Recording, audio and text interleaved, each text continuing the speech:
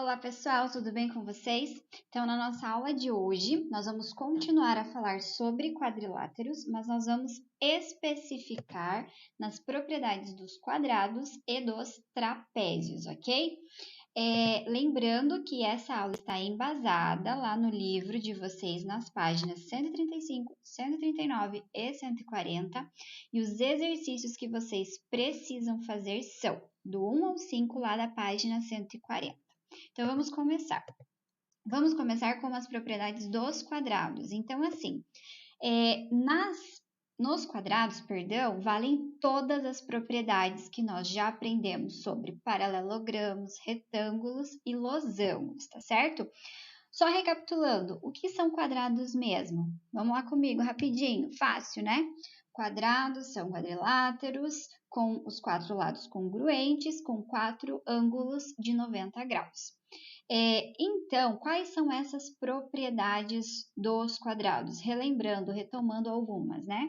Então, as diagonais são congruentes, elas são bissetrizes dos ângulos internos, elas se interceptam nos seus pontos médios e elas também são perpendiculares entre si. Então, aqui vale todas as propriedades que nós já vimos até agora, tá? Então, vamos dar uma exemplificada num exercício prático de como a gente utiliza algumas dessas propriedades. Então, assim, só ressaltando, a prof está em cima desse quadradinho, né? Que era o único lugar onde a prof ficava melhor aqui no vídeo. Mas, nesse quadrado, ele está completo e essa diagonal, ela se estende certinho até o seu vértice, tá? É só que a prof está tampando ali em cima, tá bom? Então, aqui é para calcular o valor da diagonal do quadrado, sabendo que o valor do segmento obtido a partir da interseção das duas diagonais é 10 centímetros. Então, vamos interpretar o que essa escrita está nos falando, está nos afirmando. O desenho só tem o quadrado e as diagonais marcadas, mas não tem esse 10 centímetros. Então, aonde que esse 10 centímetros vai ficar? Está falando que ele é a medida do segmento obtido a partir da interseção das duas diagonais. Então, esse segmento aqui, obtido a partir da interseção, é que mede 10 centímetros, tá certo? Então, como que ficaria o tamanho dessa diagonal? Como nós já vimos antes, as diagonais se interceptam nos seus pontos médios. Então, se eu sei o tamanho do segmento que vai do ponto médio até o vértice, eu consigo descobrir quanto vale a diagonal. Então, a minha diagonal mede 20 centímetros, porque o ponto médio é 10, então o outro segmento também vai ser 10, e assim a diagonal é 20 centímetros, beleza? Agora, vamos para as propriedades dos trapézios. O que acontece nos trapézios, né? Então, aqui nós temos o desenho de um trapézio, lembrando que o trapézio também, obviamente, é um quadrilátero, mas o trapézio ele só possui um par de lados opostos paralelos, né? Então, aqui nós temos a exemplificação de um trapézio, aparentemente um trapézio isósceles, né? Mas será que ele é? Veremos adiante. Então, o que nós temos? Que os ângulos adjacentes a uma das bases de um trapézio isósceles, olha aí, isósceles, são congruentes. Então, o que é um trapézio isósceles? É aquele trapézio em que você tem dois ângulos congruentes, né? Então, aqui o que está falando a propriedade dos trapézios, especificamente trapézios isósceles, que esses dois ângulos da base maior são congruentes, marcadinhos em preto, e esses outros dois ângulos da base menor são também congruentes. Essa é a propriedade que garante nos trapézios isósceles. Outra propriedade que nós temos é quando somem os ângulos e a gente identifica as diagonais. Observem aqui no trapézio, nós temos traçadas duas diagonais e as diagonais de um trapézio isósceles, atenção, somente nos isósceles. Elas são congruentes, elas possuem a mesma medida, o mesmo tamanho, ok? Então, agora vamos exemplificar um pouquinho isso para a gente entender em um exercício como a gente vai usar essas propriedades. Então, sabendo que o trapézio é isósceles, calcule o valor de cada ângulo desconhecido. Então, eu tenho aqui um trapézio isósceles, ABCD, e eu conheço só um ângulo, o ângulo de 63 graus, desculpa, o ângulo D de 63 graus. O que eu faço para descobrir os outros ângulos, o A, o B e o C?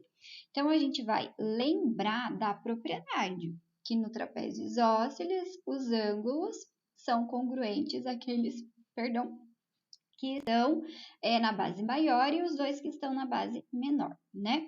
Então, aqui a gente consegue afirmar que o ângulo C mede 63 graus, porque ele vai ser congruente ao ângulo D. Agora, os ângulos A e B, quanto vai medir? Então, a informação que eu tenho é que eles são congruentes, o A e o B são iguais.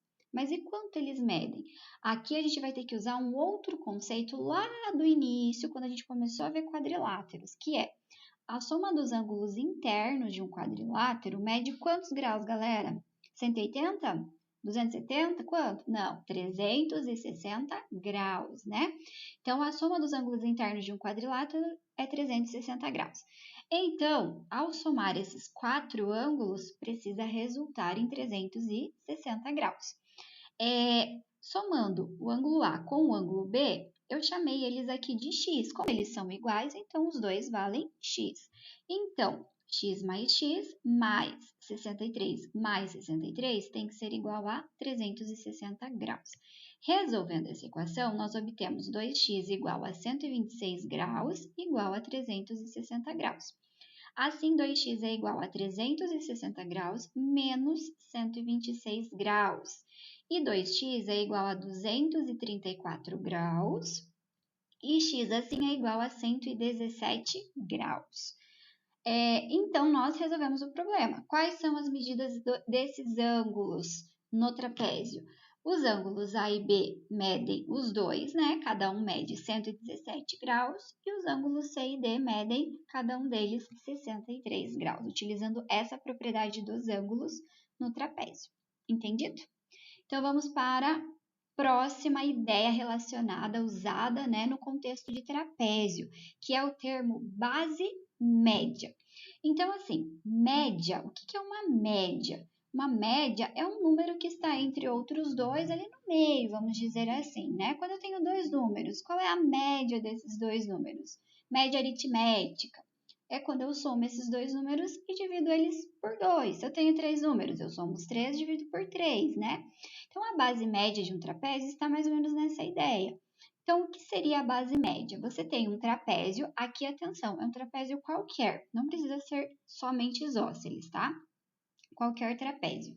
Então, eu tenho qualquer trapézio, ao traçar nos segmentos que não são paralelos, o ponto médio deles e ligá-los, como está aqui em pontilhado, esse segmento é a base média de um trapézio. Então, atenção, esse segmento que é a base média, ele precisa ser paralelo à base menor e à base maior, tá certo? E ele vai ficar exatamente ligado pelos pontos médios dos respectivos lados, né? E como que a gente descobre a medida dessa base média? Como que a gente calcula, né? A gente consegue construir, a gente sabe onde ela localiza, onde ela se localiza na figura do trapézio. Mas e como que a gente calcula o valor, o tamanho dessa base média? Então, a base média, ela é calculada a partir da base menor e a base maior, fazendo uma média. Então, nós somamos o tamanho da base menor com o tamanho da base maior, né? A medida dessas duas bases eu somo e divido-as por 2. Esse número obtido é o tamanho de segmento da base média do trapézio. Então, nesse exemplo, eu quero calcular a base média do trapézio, vamos ler com atenção. Sabendo que o segmento MN é a base média do trapézio, calcule o valor de x. Então, vamos ver aqui, foi dada a figura. Aqui eu não quero calcular a base média, né? Eu conheço a base média e quero descobrir qual é o valor de x, conhecendo, entre aspas, a base maior e a base menor, porque, na verdade, estão em função de x, né? Então, a gente vai ter que descobrir quem é o x. Para resolver esse problema, nós vamos ter que usar o conceito de base média. Então, como que a gente faz isso? Nós sabemos que a base média, que nesse caso vale 20, então a base média é igual à soma das duas bases do trapézio e dividido por 2. Então, aqui nós temos que 3x mais 2x mais 15 é a soma das duas bases e eu preciso dividir por 2. Resolvendo essa equação, esse 2 que está dividindo deste lado, ele vai passar para o outro lado com a operação inversa. Qual que é a operação inversa da divisão? A multiplicação.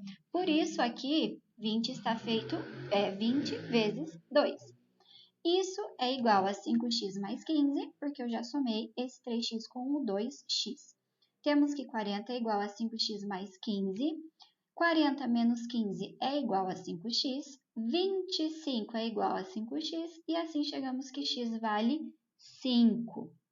Então, aqui nós resolvemos a equação, mas utilizando o conceito de base média, tá certo? Então, essa foi a nossa aula de hoje com essas propriedades. Vocês precisam fazer os exercícios. Qualquer dúvida, a prof está lá no chat para tirar todas elas. Não deixem acumular dúvidas e nos vemos na próxima aula. Um beijão para vocês!